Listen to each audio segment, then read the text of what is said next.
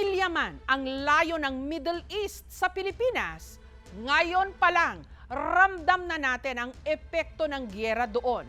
Kaya naman nauna na ang Pilipinas sa pagdeklara ng National State of Energy Emergency. Sa gitna ng siksikang pila ng mga umaasang makatanggap ng ayuda sa Quezon City nitong Miyerkules, bigla na lang bumagsak ang isang lalaki. Nawalan ng malay at nag-seizure.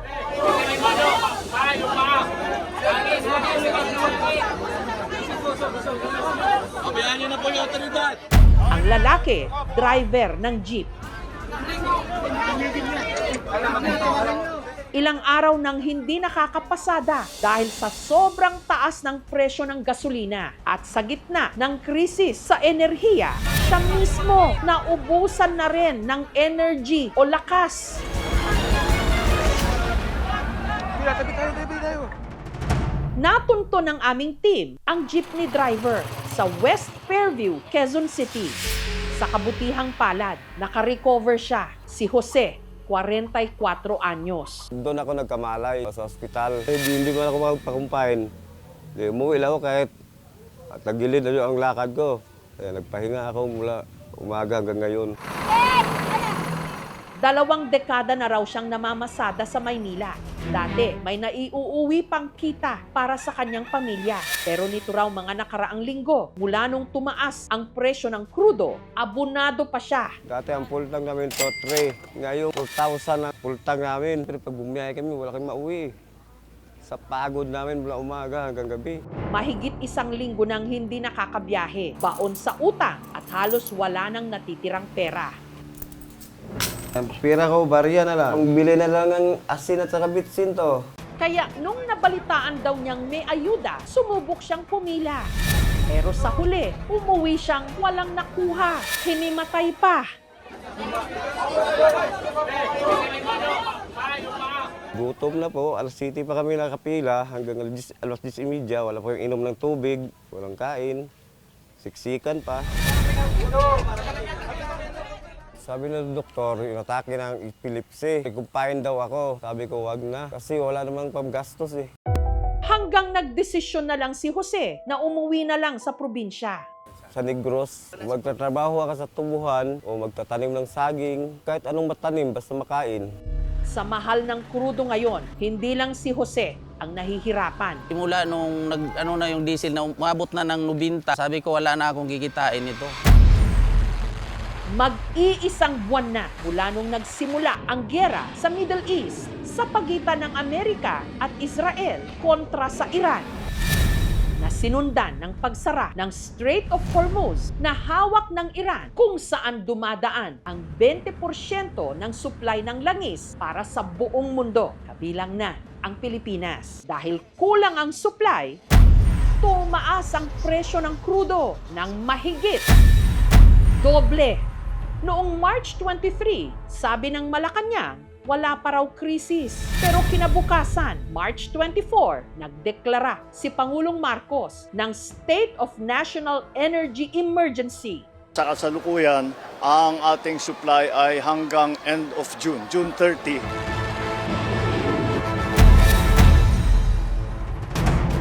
Hiningi ko ang opinyon ng isang eksperto tungkol sa energy, si Attorney Noel Baga, co-convenor ng Center for Energy Research and Policy ng University of the Philippines. Una po sa lahat, ano itong Center for Energy Research and Policy? Isa kaming energy think tank. Composed kami ng lawyers, engineers, economists, researchers. Nag-a-advocate kami ng energy sustainability, energy security, energy reliability, at energy affordability. Itong sitwasyon ho natin ngayon sa Pilipinas, parang tayo yung nanguna sa buong mundo na mag-declare ng National State of Energy Emergency.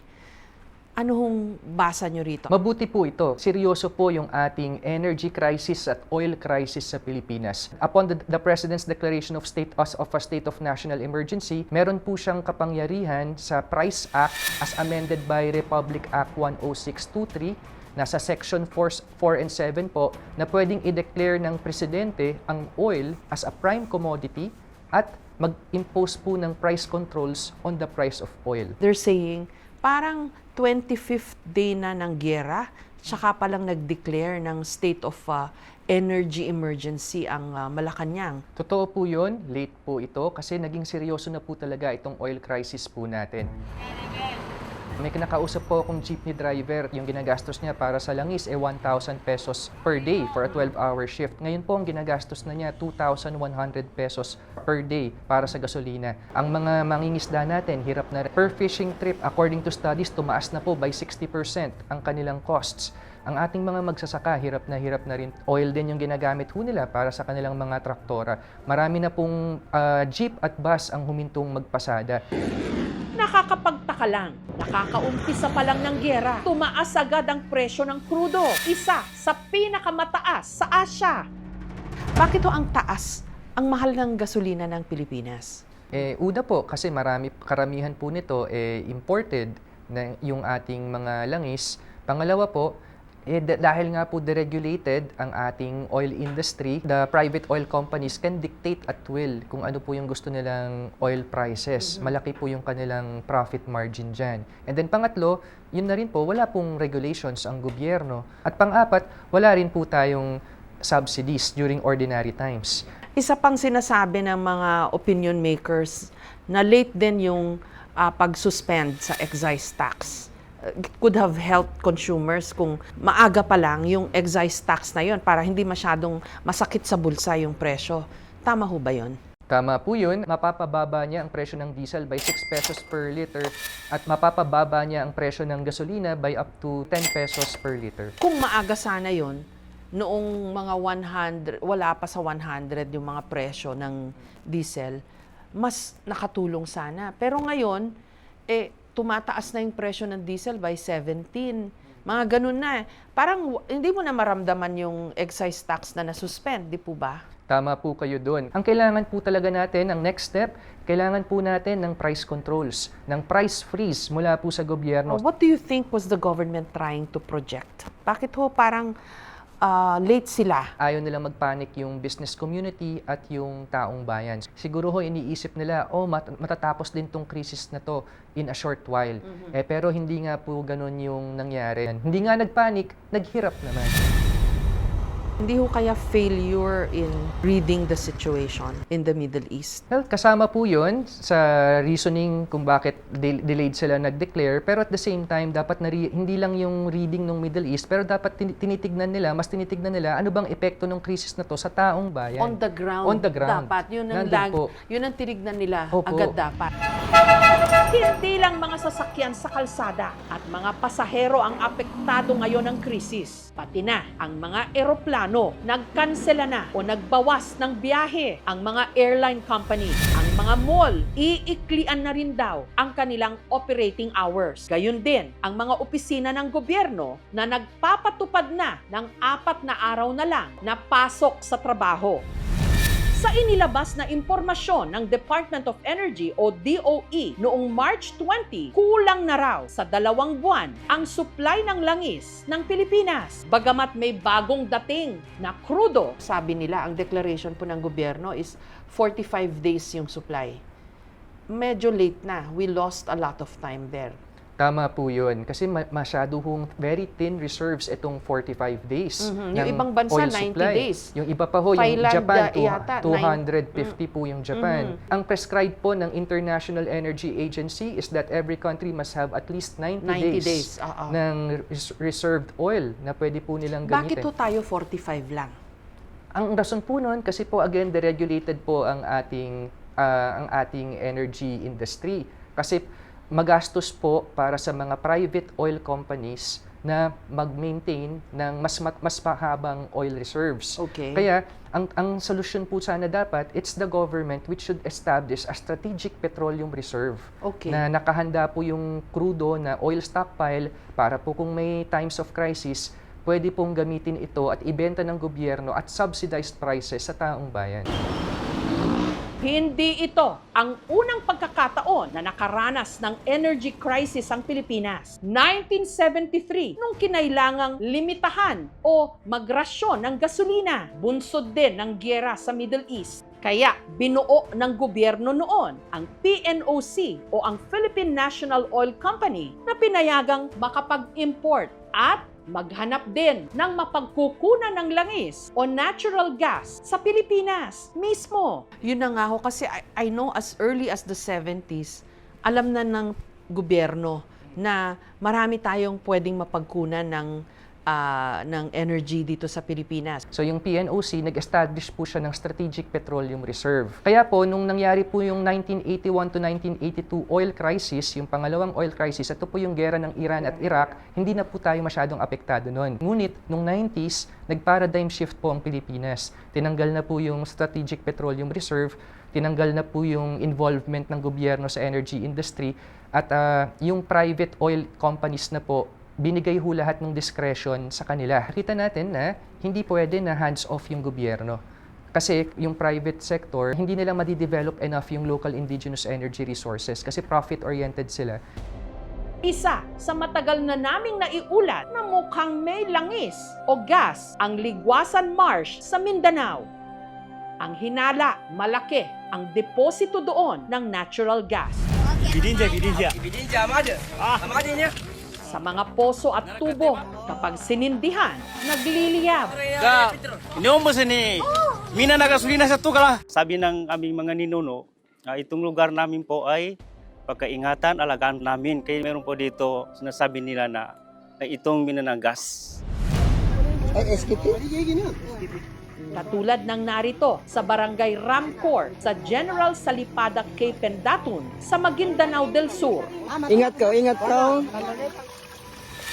Masya Allah, Masya Allah. O, di ba? Ang yaman-yaman po ng Mindanao. Para may makuhanan ng tubig, si Michael nagpagawa ng poso sa likod ng kanilang bahay sa Barangay Tugal sa bayan ng Sultan sa Barongis. Kaya gina siya sa kami, niya ko kinaapas sa nagkabatar sa gumba siya. Kaya na, so pa magkabagi nung itaw na anan to na, bamasa peto sa hig. Pero laking gulat niya nung imbes na tubig, iba ang lumabas. Huli ni sa kanina, mana po, basa ka, parang sa kanina talaga, basa gasolina talaga. Doon namin man makwente, di rin talaga kinuman. Sa kabiya sa punilasan din talaga. At nang ito'y kanilang sinindihan, umapoy. Niya ebidensya, ebidensya. Meron, tig gini agong panik ka, basi tigo, Korea na lagi, narabon, magkagapyanin. Ebidensya. Amade niya. Narakateba mo dito ka sa kakawasan. Inuumbos ni mina na gasolina sa tukala. Nagulat ako doon nung magkita ko sa pag-gin nila na bigla yung apoy. Doon ko naisip na totoo pala na sasabi ng aming mga ninuno na meron gas dito sa amin. At ngayong nagbabadyang magmamahal, pati ang LPG o gas na panluto, dito na nagpapakulo ng tubig sina Michael para mapakinabangan. Gamit tayo ng poso.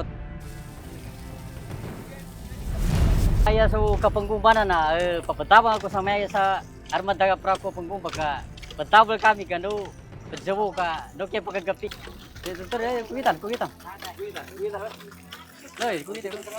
Bali sa ngayon na kumulo na yung tubig na bali bubus ko na sa baso. Inuumbos ni mina na gasolina sa tukala. Kaya nga na-upload ko para mapanood ng gobyerno kung paano kami matulungan dito para makuha po natin.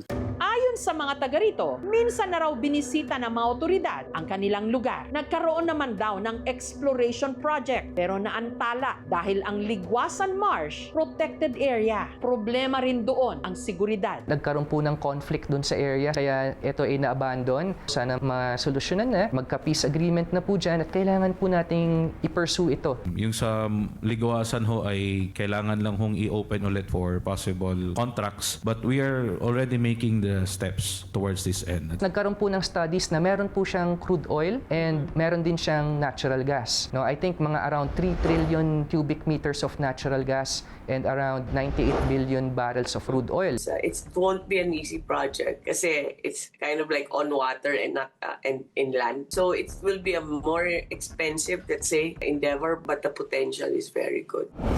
Samantala, may nahanap sa Malampaya gas field sa Palawan. Ang gas na nakukuha roon, bahagi ng supply ng kuryente ng Luzon Grid. It was providing 1/3, 33% of the electricity requirements of Luzon at its peak. Ngayon po, nasa between 18% to 25% yung pinoprovide na electricity requirements ng Luzon. Pero ang problema, kumakaunti na ang gas na nakukuha mula sa Malampaya. Ang initial projections ng Department of Energy is mauubos ang Malampaya field by 2027.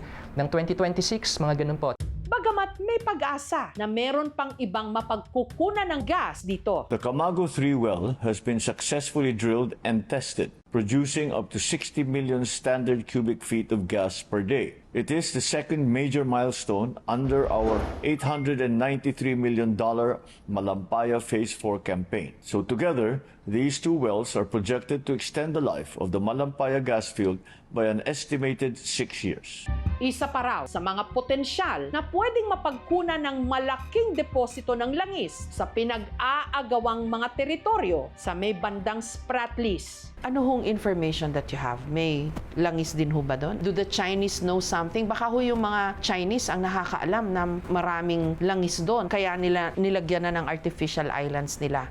Anong pagkakaalam nyo? Some of the US oil companies like Chevron, may study na po sila, nag-survey na po sila dyan. Napakalami pong langis, oil, and natural gas sa area po na yan. Sabi nga po nung ibang reports, it's as big as yung reserves po sa Saudi Arabia. Yung buong West Philippine Sea po. But of course, meron tayong dispute with other claimant states. Hindi lang po China, nandyan din po yung Vietnam. Meron na po tayong arbitral ruling noong 2016 na sinasabi po nung arbitral ruling na yung buong West Philippine Sea is within the Philippines Exclusive Economic Zone. Okay. Na pag mamay-ari po natin yan, pwede nating i-explore yan.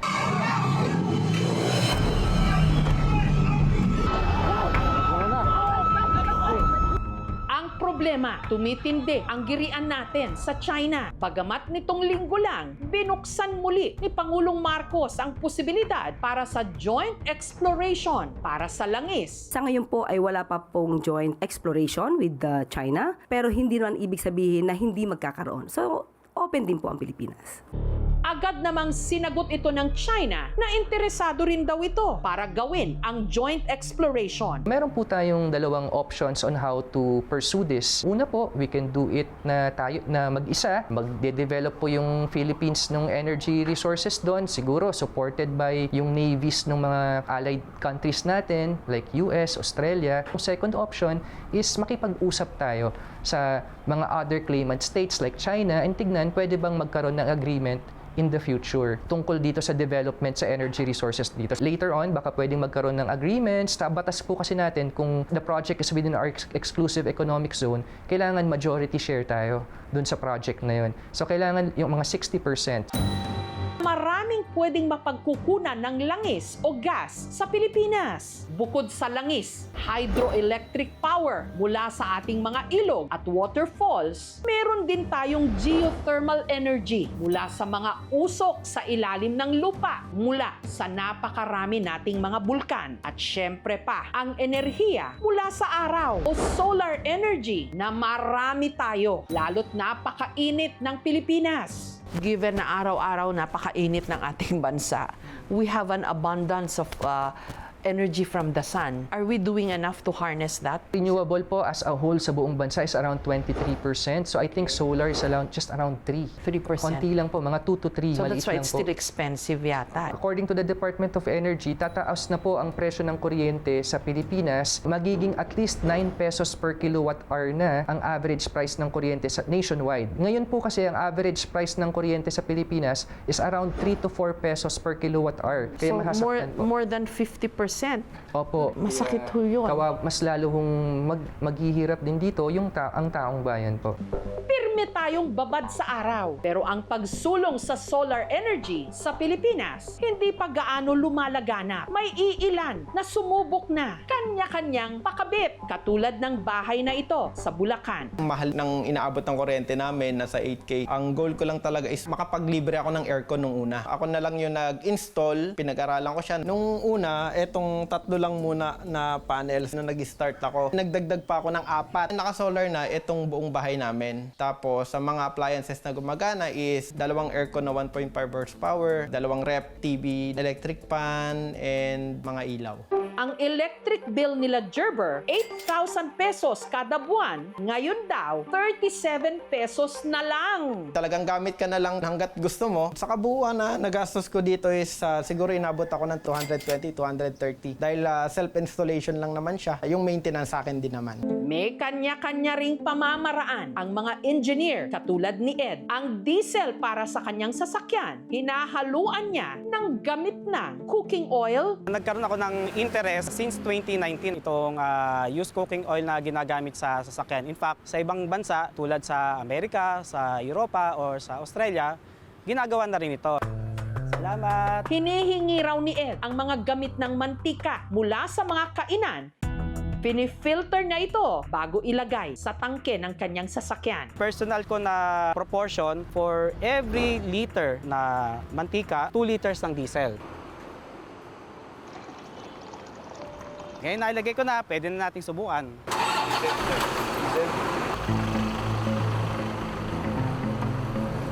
So far, wala tayong aberya or nagkaroon ng performance degradation sa sasakyan ko. Kaya may 2,000 pesos para sa full tank ang natitipid ko. Pinakamalayo ko nang nagamit ang sasakyan ay Bicol. May potential siya. Ginagamit na rin siya sa ibang bansa tulad ng Australia, ng US. Ngunit kailangan nating maging mabusisi dahil may tamang proseso para magawa ito. At kapag hindi natin siya nagawa ng tama, ay baka mas mapamahal pa tayo. Ito'y hindi pa proven scientifically ng mga eksperto. Sa tingin ko malaking tulong ito sa mga kababayan natin na naghahanap rin ng mga alternatibong pamaraan para makatipid tayo sa fuel natin.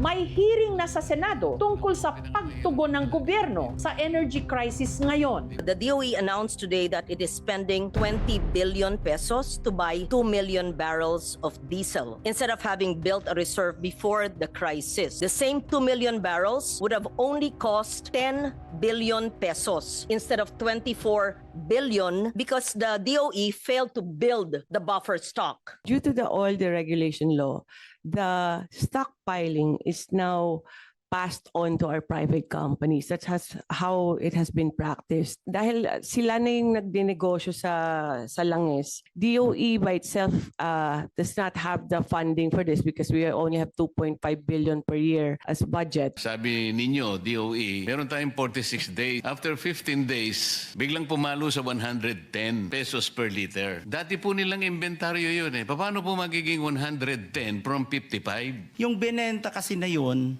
will have to be replaced right after next week. So, kinolekta ho yung amount. So, ang nangyari, ang nag-finance ang taong bayan. That's the way. Ulitin mo yung sinabi mo. So, hindi, ulitin mo yung sinabi mo. Yes, it's really. Hindi, yung exactly. It's passed on to. Yan na nga eh. Now I am asking you, nag-check, sabi nyo hindi. So ano yung monitoring? This is the frustration.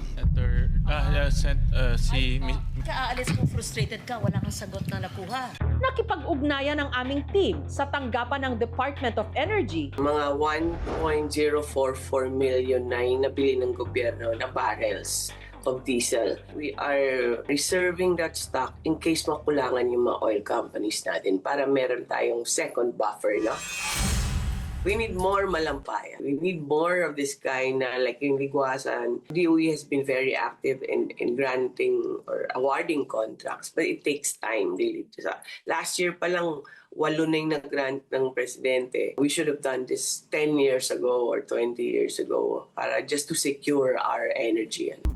Panukala ni Attorney Baga, eksperto sa energy, imbes na ayuda para sa mga driver, subsidiya na lang. Hindi pa nila kakailanganin pang pumila. Parang nakagawian na ho yata ito ng gobyerno na pag may krisis, dinadaan ang lahat sa ayuda dun sa pamimigay ng pera. Is it wise na ganito lagi ang solusyon? Maganda po yung intention na magbigay po ng ayuda, ng subsidy sa mahihirap, pero sa implementation po nagkakaroon ng problema. Napakarami hong bureaucratic problems niyan. Una, nakakarating ba talaga yan sa nangangailangan? Kung makakarating man sila doon, napakahaba ng pila. At marami sa kanila hindi na rin nabibigyan. Pasensya na po, ayaw po namin na ayuda. Hanap buhay po ang kailangan namin. Bumaba ang krudo. Hanggang kailan po yung gera? Hindi na po biro ito. Marami pong mawawalan ng trabaho. Itigil na nila yung putukan. Hindi po solusyon ng gera. Ang solusyon po yung pag-uusap.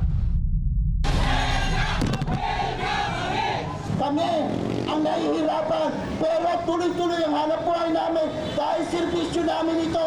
Serbisyo namin na maghatid, na mananakay at manggagawa. Pero bakit kami ay pinahirapan? Ngayong Biyernes po, 5:30 na ng hapon, maluwag naman po yung kalsada.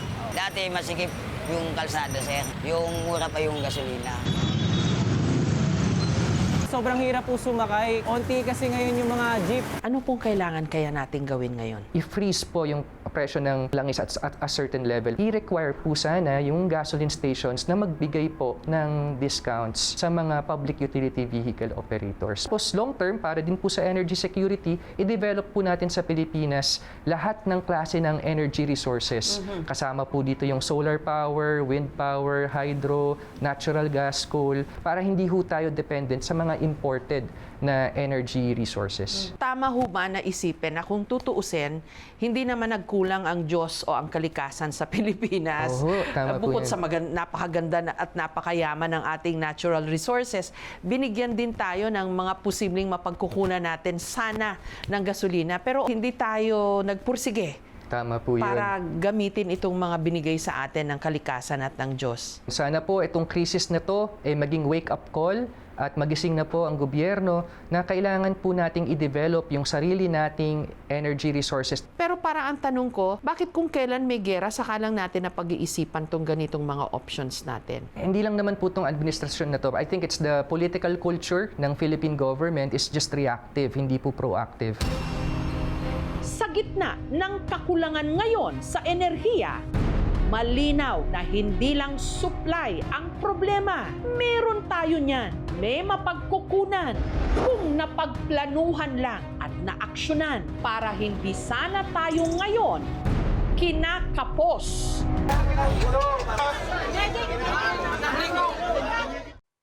Thank you for watching, mga kapuso. Kung nagustuhan niyo po ang videong ito, subscribe na sa GMA Public Affairs YouTube channel. And don't forget to hit the bell button for our latest updates.